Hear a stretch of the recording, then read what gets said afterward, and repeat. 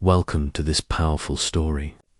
Today you're not just watching a video, you're stepping into the life of a real warrior, a legend, a man whose name still echoes in every corner of the world. His name is Kobe Bryant. He was not born a king. He didn't come from a rich family. He was not the Messiah, but he became one of the greatest champions the world has ever seen. Why? Because he had something rare, something called the Mamba Mentality. He pushed harder than anyone. He practiced longer than anyone. He failed. He was hated. He was broken. But he never stopped. He never gave up. This is not just a basketball story. This is a story about discipline, legacy, family, death, pain, and purpose. This is a story that will show you how to rise when the world pushes you down, how to outwork everyone even when no one believes in you, how to live with a mindset so strong that even death cannot erase your name from history. And yes, this video is also perfect for Improve English. Every sentence is written in simple, clear language so you can practice listening, speaking, reading, and learning from a real-life hero. So sit back, listen carefully, learn deeply, because what you're about to hear may change your life forever. Part 1. The Boy Who Spoke Italian. Kobe's unknown. Let's begin from the very beginning. Before the fame, before the basketball, before the world knew his name, Kobe Bryant was born on August 23, 1978 in Philadelphia, USA. His father was Joe Jellybean Bryant, a former NBA player. His mother was Pam Bryant, a loving, kind, and quiet woman. You may think he had an easy life because his father was famous. But that's not the truth.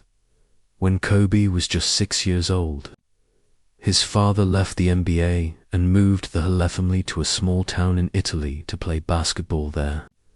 Yes, Kobe grew up in. He learned Italian before English. He lived in a small house, surrounded by new culture, new food, and a language he didn't understand at first. But Kobe was different. Even as a little boy, he watched his father practice basketball every day. And one day, at just 6 years old, Kobe said, "I want to be better than Dad." From that moment, he made a promise to himself: "I will become the greatest basketball player in the world." While other kids played outside, ran around, or watched cartoons, Kobe was in the gym every single day. His father bought him VHS tapes of old NBA games. Kobe would watch Michael Jordan, Magic Johnson, Larry Bird over and over and over. But he didn't just watch, he studied. He would pause the video, write down moves, stand up, copy them in front of the TV. By age 8, Kobe was training like a professional athlete, but there was no one around him who trained like him. No one who even understood why he was so serious. He was already alone with his dream. Kobe was a quiet boy.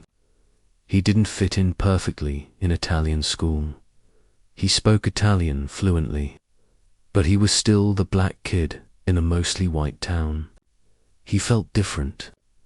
His classmates didn't understand why he didn't go to parties or hang out.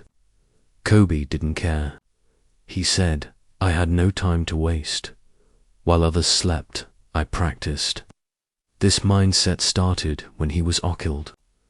When Kobe turned 13, his father retired. The Bryant family returned to Philadelphia, but now Kobe had a problem. He was an American kid who spoke Italian better than English. He dressed differently. He walked differently. He was bullied. Other kids laughed at his accent. They told him, "You'll never play in the NBA. You're soft." But they didn't know who they were talking to. Kobe started waking up at 5 a.m. to practice before school. then again after school, then again at night while his classmates slept. He was in the gym alone. No cameras, no coach, no followers, just him, a ball, and a dream. When Kobe was 12 years old, had joined a summer basketball league in the US. He played 0 points. 0 through whole summer. He was heartbroken. People laughed at him again. "You're not good now," they said. But Kobe didn't quit. He said, "That failure lit a fire in me that still burns today." He started practicing 6 hours a day after that summer. He trained in an empty gym. He shot 1,000 shots every day. He studied the game like a scientist. He made a next year, I'll be the best player in the league. Even though the name Black Mamba came years later, the mindset was born in thought. Lonely childhood gym. He didn't want to party. He didn't want to play video games. He didn't want to waste time. He only wanted one thing, to be the best to ever do it. By the time Kobe turned 15, his name was already buzzing in local basketball circles in Philadelphia. He wasn't just good, he was obsessed. While most teenagers were discovering video games, girlfriends, and weekend hangouts, Kobe was in a dark, empty gym at 4:30 a.m., practicing in silence. While they sleep, I train. While they eat, I train. While they party, I train. Kobe. At this stage, Kobe's training was no longer normal.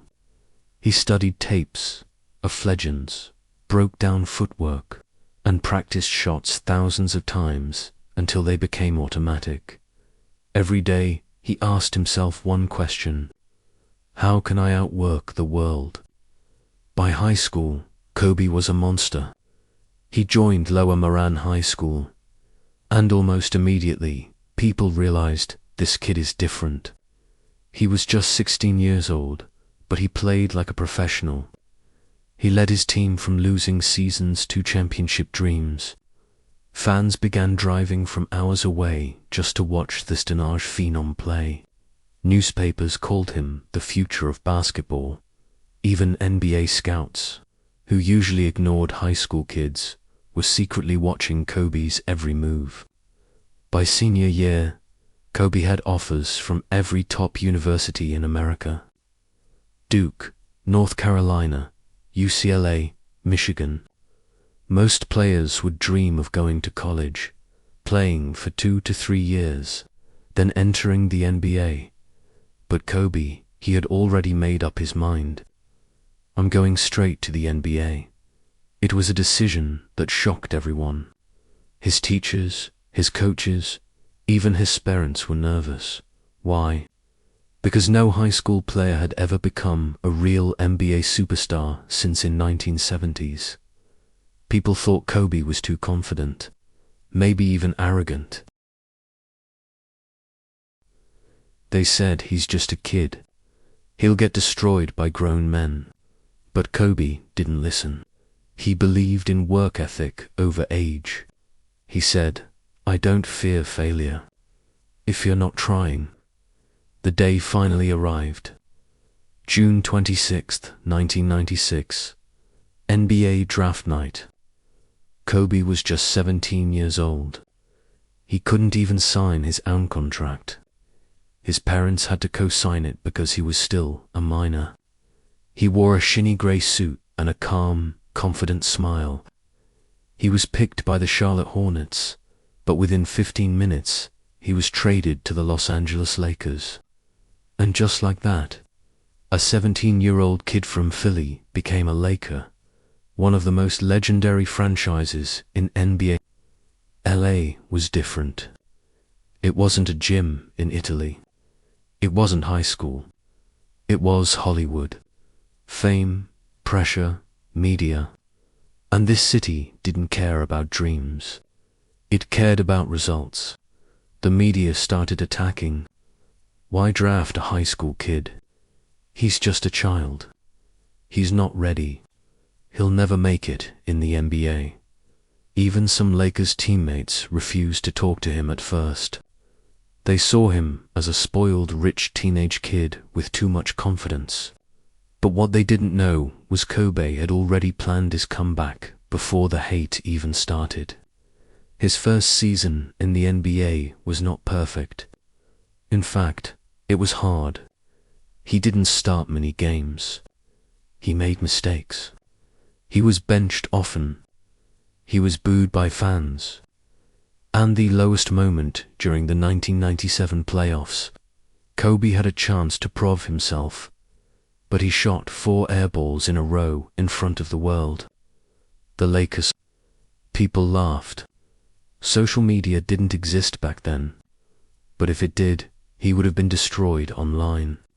Even the coach looked disappointed. Reporters said he's a failure. Told Yo wasn't ready.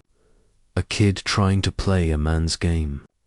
What did Kobe do after that? Did he cry? Did he blame someone else? Did he hide? No, he flew back to LA the very next day and went straight to the gym. While everyone else was on vacation, Kobe wasn't ready practicing. He watched those missed shots on tape over and over again. He wrote down his mistakes. He practiced the same moves thousands of times until they became perfect. He said, "I'll never shoot air balls again." Kobe started training before sunrise. He would wake up at 4 a.m., shoot 1,000 jump shots before breakfast, then come back for team practice. After practice, he would train again, alone. His teammates started noticing. They said, "We leave the gym and he's still there. We come back the next day and he's already sweating." Even the critics began to change. People said, "Wait, this kid's serious. He's not just talented, he's addicted." That's when the world saw something new. The Mamba mentality wasn't about talent. It was about obsession. What is the Mamba mentality? Kobe explained it years later. The Mamba mentality is about being the best version of yourself in everything, every day, no excuses. It means train when you're tired, show up when improve every tiny detail, focus like a killer snake. That's why he called himself the Black Mamba, because a black mamba snake is calm, silent, fast, focused, and deadly, just like Kobe on the court. Part 2: Battles, Breakthroughs, and Championships. Kobe versus the world. By the time Kobe turned 20, the world no longer saw him as just a kid. They now saw him as a dangerous weapon. His footwork was elegant. His mindset was brutal. His hunger wasn't controllable. The world had never seen someone so young, yet so professional, so intelligent, so calculated, so fearless. The Los Angeles Lakers already had enough, the biggest superstars in NBA history, Shaquille O'Neal, 7 feet tall, over 300 pounds, unstoppable in the paint. And now they had Kobe Bryant, fast, focused, intelligent, and relentless. Together, they were unbeatable. They weren't just teammates. They were a storm. Kobe's killer instinct plus Shaq's power equals total destruction on the court. From 2000 to 2002, the Lakers won 3 NBA championships in a row, millions offers, billions of dollars in ticket sales, jerseys, endorsements. Kobe's brand value started exploding from $1 million to $20+ million per year in sponsorship deals. But behind the scenes, tension was growing.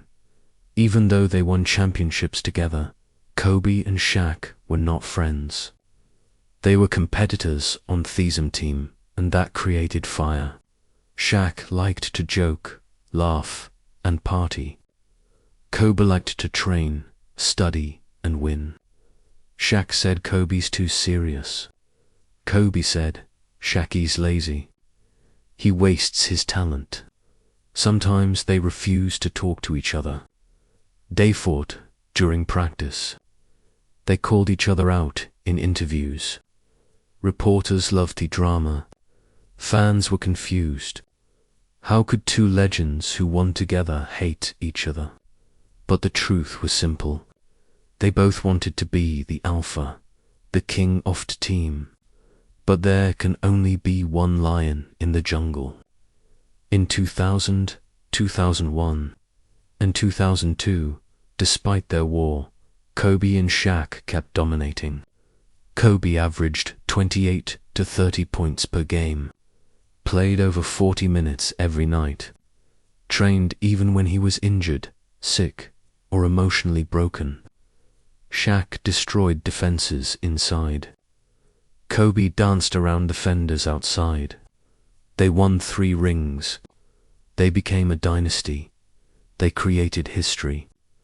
The Lakers became a $3 billion brand, largely because after his 2 names.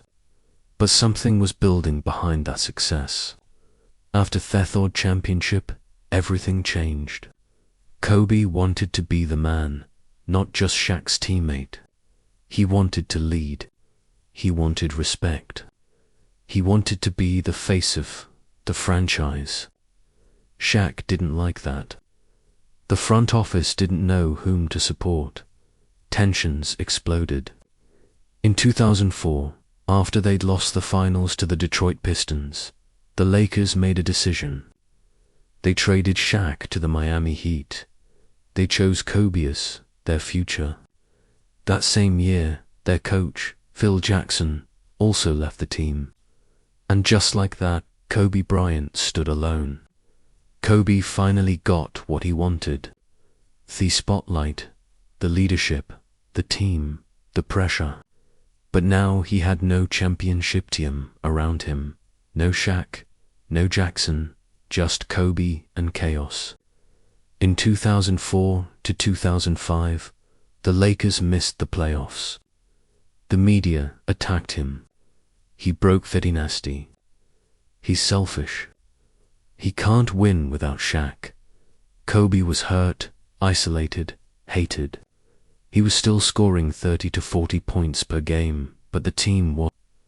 Fans started booing him in his own city. How did he respond? Did Harg back? Did he give up? Did he cry? No, he went deeper into training. Hesitated, studying the game like a scientist. He watched videos of Michael Jordan, Larry Bird, Hockey Oluwan, every defender he faced. He hired private trainers. He trained 3 times a day, even on game days. He watched every minute of every game he ever played to find every mistake.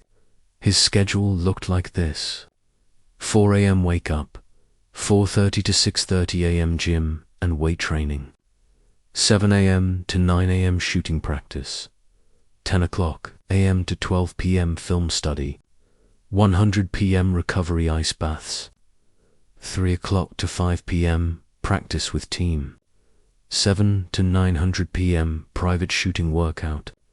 No one in the NBA worked like him. Not even close. On January 22, 2006, something insane happened. Kobe Bryant scored 81 points in a single game against the Toronto Raptors. Yes, you read that right. 81. Only one player in history had more. Wilt Chamberlain 100 points in 1962. Kobe didn't do it with just 3-pointers. He attacked from everywhere. Mid-range, post layups, free throws. He was on fire, laser-focused, unstoppable. The world couldn't believe it. Commentators screamed, "This is not basketball. This is art. He's rewriting history in front of our eyes." After that night, no one questioned him again. Sponsors came back. Kids started wearing his jersey again. Other NBA players said, "Kobe is not human. He's something else. Even his enemies respected him. Now, in one interview, Tracy McGrady said, "Kobe is the hardest worker I've ever seen. He wanted to destroy you, but with beauty." This was the turning point. Kobe had lost everything: teammates, friends, public support. But instead of breaking, he rebuilt himself into a machine. The world turned its back. So Kobe turned his pain into fire, and from that fire, the Black Mamba truly emerged. "Pressure doesn't break me. It builds me. Hate doesn't stop me. It fuels me. I don't need you to believe in me. I believe in myself." After the 8 one-point game in 2006, something changed. Kobe Bryant was no longer just a player. He was now a symbol, a message, a warning. To his enemies, he was fear. To his teammates, he was intensity. To the world, he was obsession turned into excellence. But Kobe wasn't satisfied. He had tasted greatness before when he won championships with Shaquille O'Neal. But no, he wanted to prove he could do it without anyone else. No Shaq, no Phil Jackson, just Kobe and his work. The Lakers were a broken team. After Shaq left, they had losing seasons, team problems, and no chemistry. But Kobe didn't quit. He trained harder. He scored more. He gave everything. But that team was still weak. In 2007, Kobe reached a breaking point. He told reporters, "I want to win. I've done my part. The organization needs to Davos." He even demanded a trade. He was ready to leave the Lakers, the team gave his life to, if they wouldn't fight for championships again. The basketball world went into shock. People thought, is this the end of Kobe in Los Angeles? But destiny had a different plan. In early 2008, something finally happened. The Lakers traded for Pacasel, a skilled, intelligent big man from Spain. He wasn't loud like Shaq. He was humble, kind, quiet, and that was perfect because Kobe didn't want a partner. He wanted a teammate who understood the mission. Kobe and Powell clicked instantly. They trained together. They respected each other. They were both serious, smart, and focused. With POW on Thetem, the Lakers transformed. After years away, coach Phil Jackson returned to the Lakers in 2005, but it took time to rebuild the chemistry. Now with Gasol, Kobe, and Phil back together, something powerful was forming. This wasn't about tendival success anymore. This was about legacy. This was about redemption.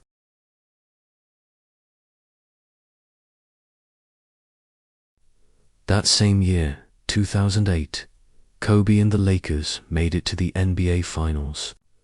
The world was watching. Kobe had just been named 2008 NBA Most Valuable Player, MVP, a title he fought for 4 years. He had endorsement deals worth over $30 million a year. His global popularity exploded, especially in China, Europe, and across Africa. But in the finals, the Lakers lost to the Boston Celtics, their most hated.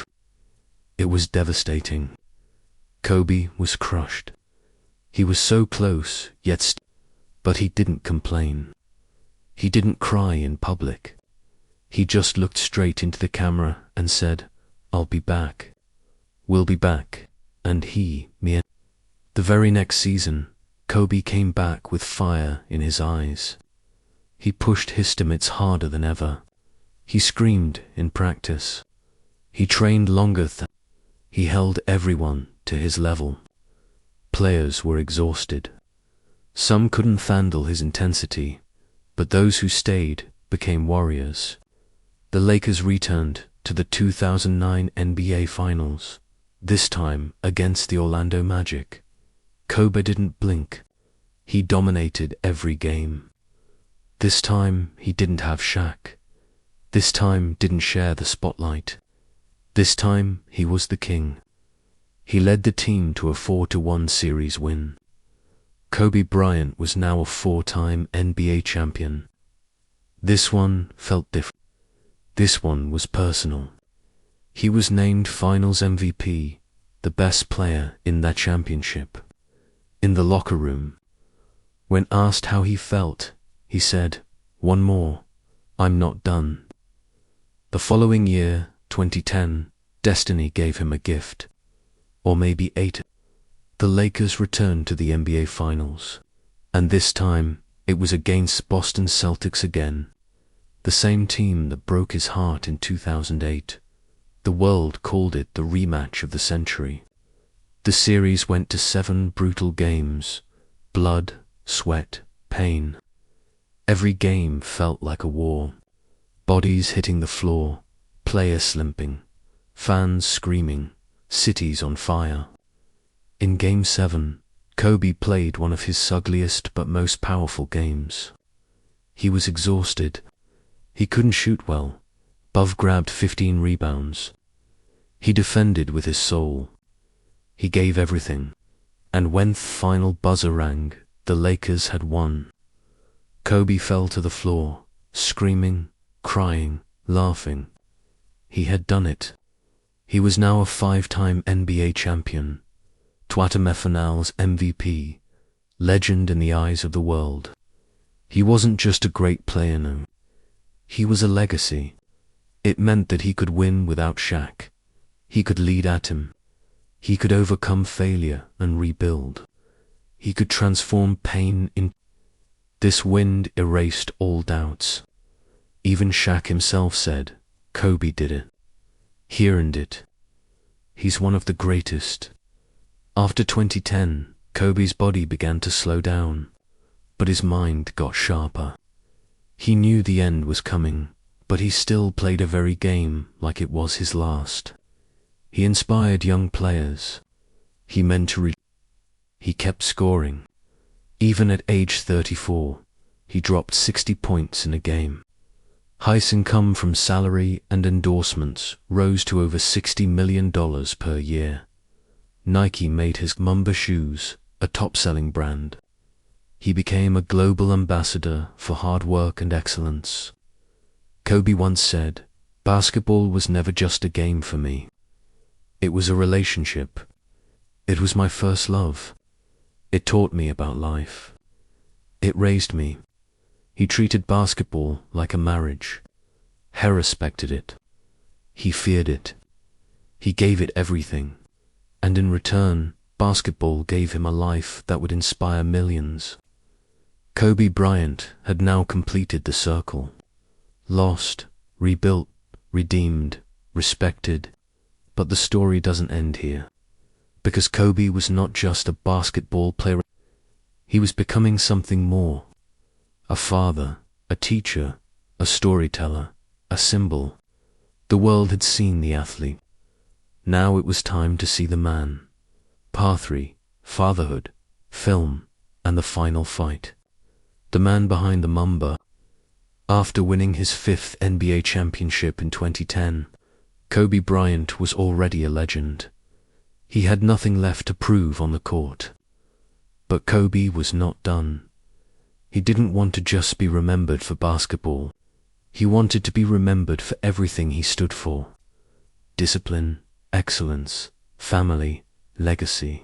He said, "You have to leave the game better than you found it. And when you leave the game, you still have to leave the world better than you found it."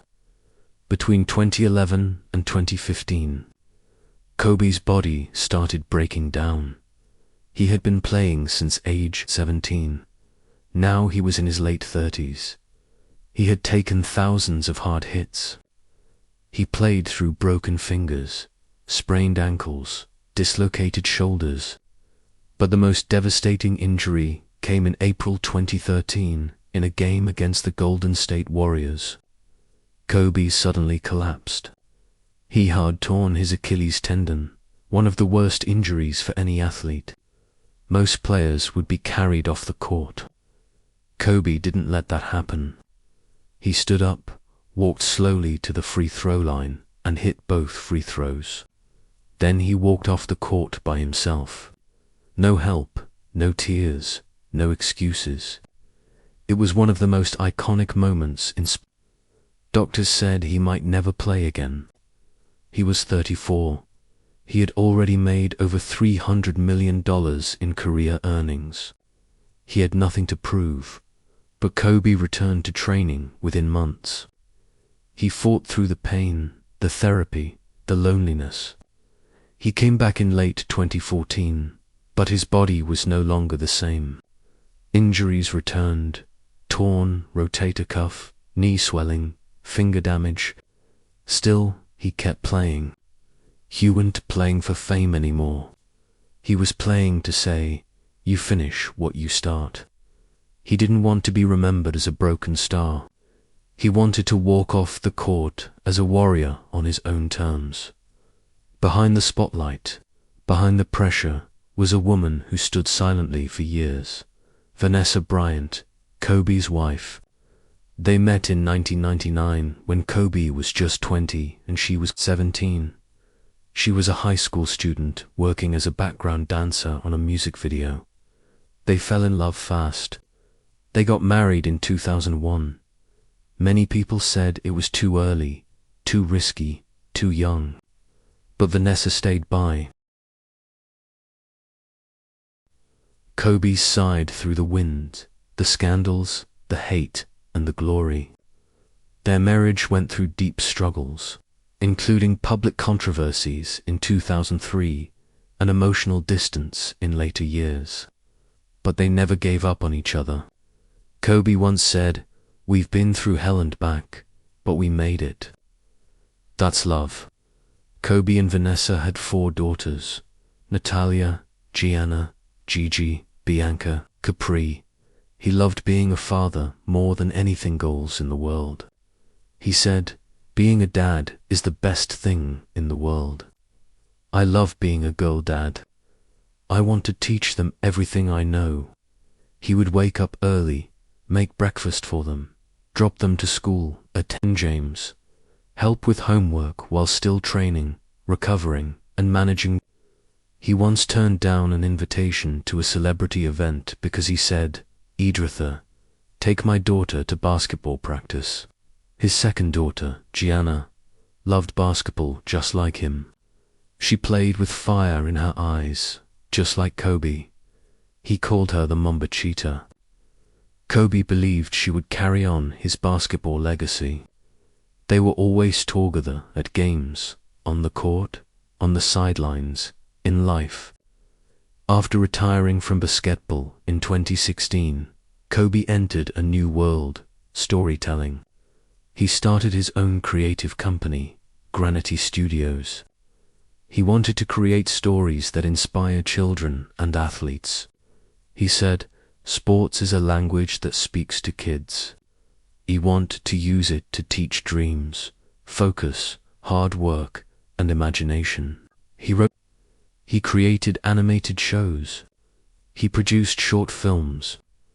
In 2018, he released a short animated film titled Dear Basketball. The film was based on the letter he wrote to basketball when he retired. It was beautifully animated, emotionally honest, spiritually powerful. It showed a boy's love for the game and a man's goodbye to it. The world loved it. In 2018, Kobe Bryant won an Academy Award Oscar for Best Animated Short Film. He became the first athlete in history towing an Oscar, a symbol of what happens when discipline meets creativity, proof that you can have a second career even after the world sees you as a legend. When he received the Oscar Hesmold and said, "As a basketball player, we're told to just dribble and shut up. I'm glad we're doing more than that." Kobe wanted to give back.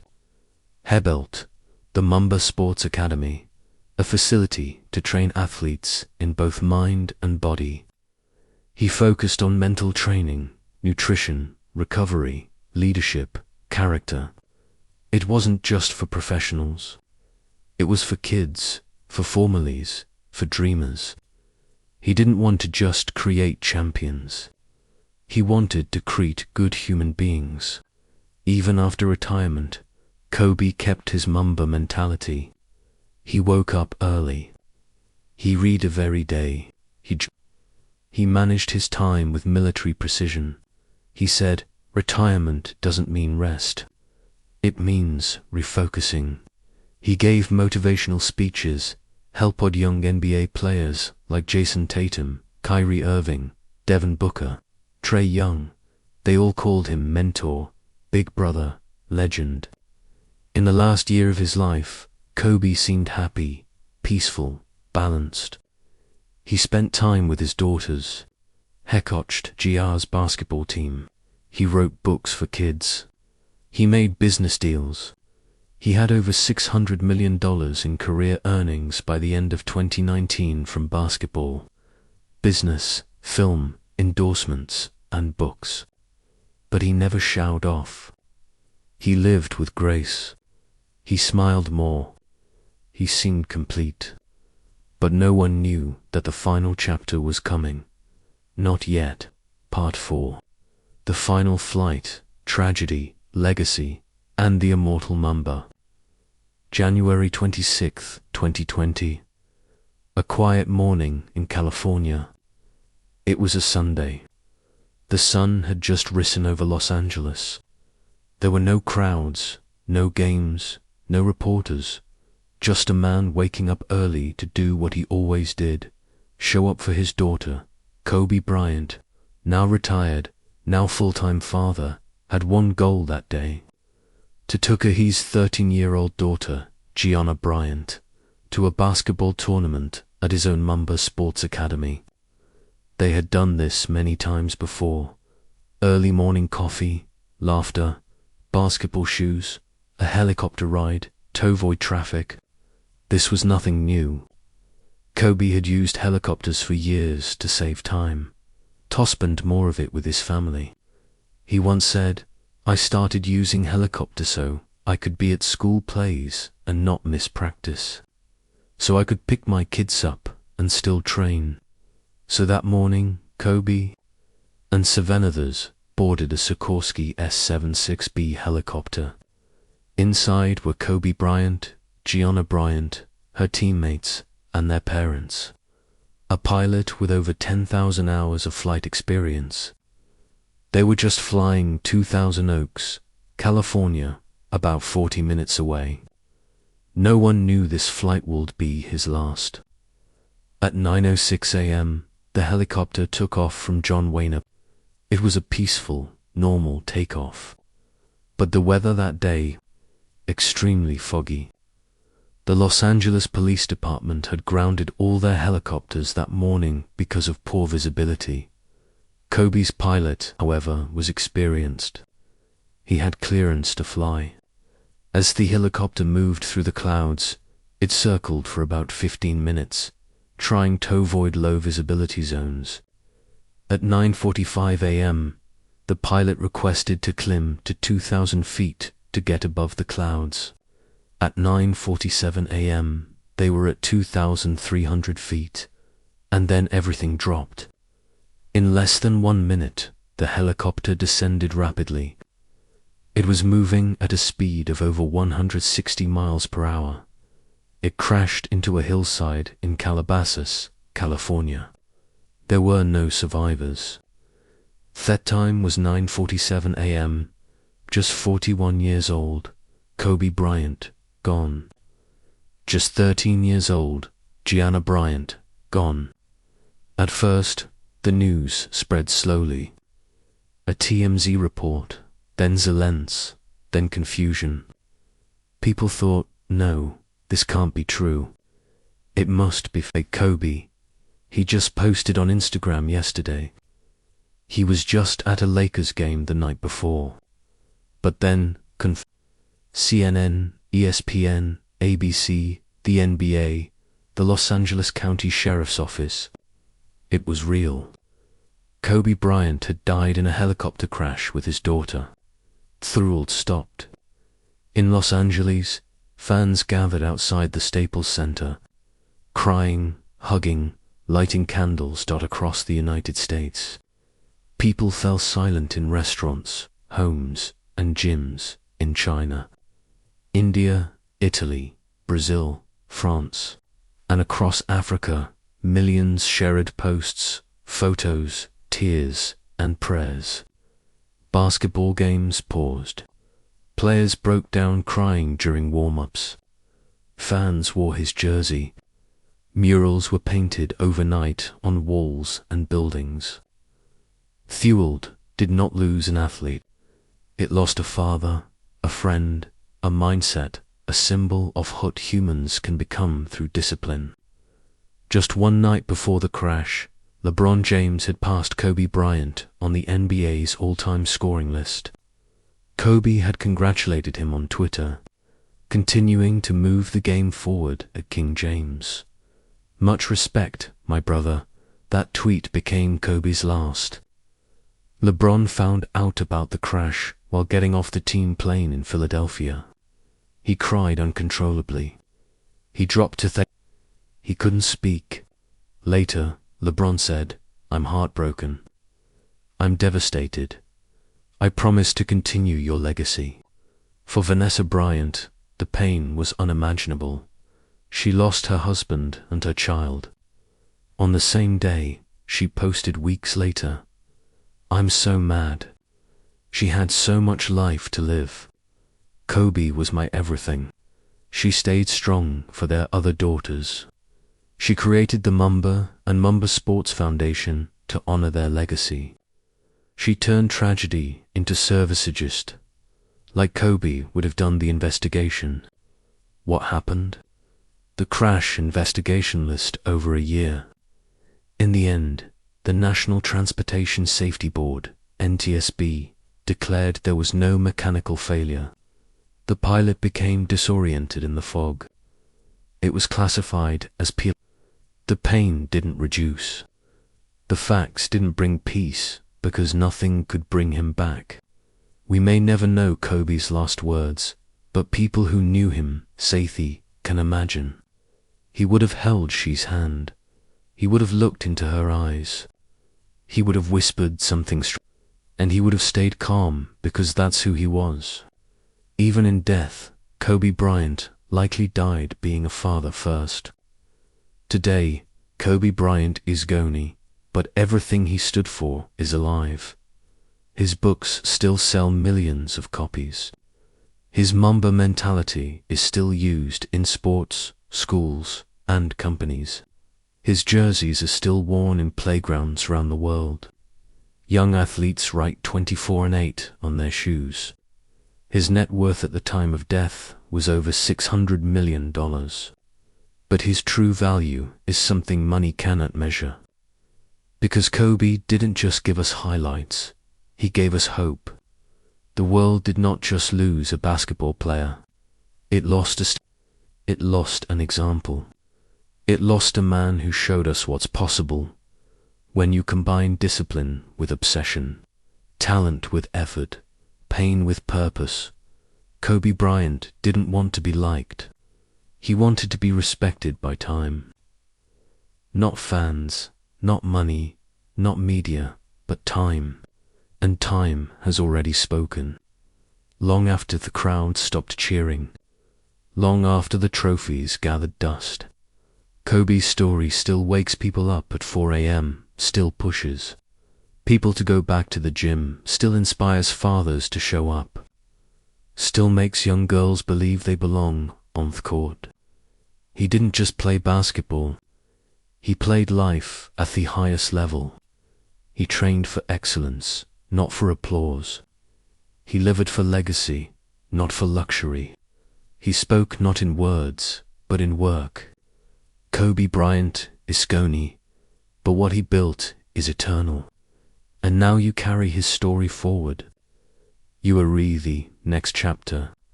Life-changing lessons from Kobe Bryant's story. 1. Mamba mentality is for everyone. You don't need to be an athlete. You don't need talent. You just need obsession. Kobe taught us, be better today than you were yesterday. That's all. To work in the dark before the world collapse. The world saw the rings. Buffy didn't see the 4 a.m. workouts, the missed birthdays, the ice packs, the broken fingers taped to keep playing. If you want a name, a future, a legacy, Yahave, to work in silence. 3. Don't wait to be great. Kobe entered the NBA at 17. He didn't wait for permission. He didn't ask, am I ready? He decided, I'm ready because I will outwork everyone. You don't need to be old to start. You need to be committed. For pain is not the end. It's the beginning. Kobe was need to be committed. 4. Pain is not the end. It's the beginning. Kobe was. He failed publicly. He tore his body apart. He lost. But every time, he got back up. That's not weakness. That's what champions are. Madea 5. Legacy is greater than winning. Kobe won 5 NBA titles. Butha's greatest success was being a present father, a mentor, and a creator. Legacy is not about what you win. It's about what you leave behind. How you made others better. How you inspired the next one. 6. You are stronger than youth. Kobe didn't quit when he was injured. He didn't cry when the world hated him. He didn't walk away when his body gave out. He adapted. He evolved. He kept showing up. So can you. 7. Love what you do or don't do it at all. Kobe once said, if you're afraid to be obsessed with your passion, you're not ready. He loved basketball. Then hellowed fatherhood. Then he loved storytelling. He gave everything to what he loved. And that's why the world gave him back eternity. If you remember nothing else, remember this. Kobe didn't just play basketball. He played life like it was a final match every day. So, whatever you're doing, do it with fire. Do it with focus. Do it like a Mamba. And if Kobe's story moved you, changed you, woke something inside you, then promise yourself one thing. Don't waste your life. Make it legendary. If this story inspired you, don't forget to like, share, and subscribe for more real, powerful, and life-changing stories. Your journey starts here.